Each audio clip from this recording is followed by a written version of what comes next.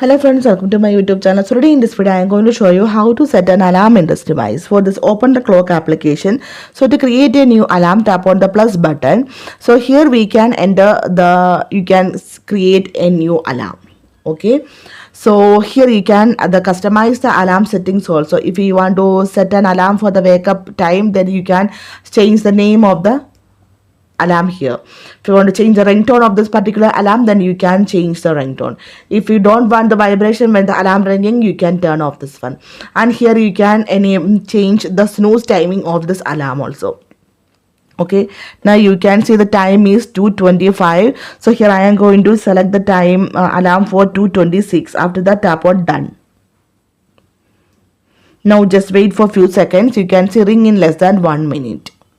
Just wait for few seconds. The alarm will ring within 1 minute. Now you can see the alarm is ringing. You can snooze the alarm from here, otherwise you can stop the alarm. So here I am going to stop the alarm. Now you can see it is turned off. So simply in this way you can create or you can set the alarm in this device. So hope you guys enjoy this video. Thank you for watching. Thank you. Bye bye.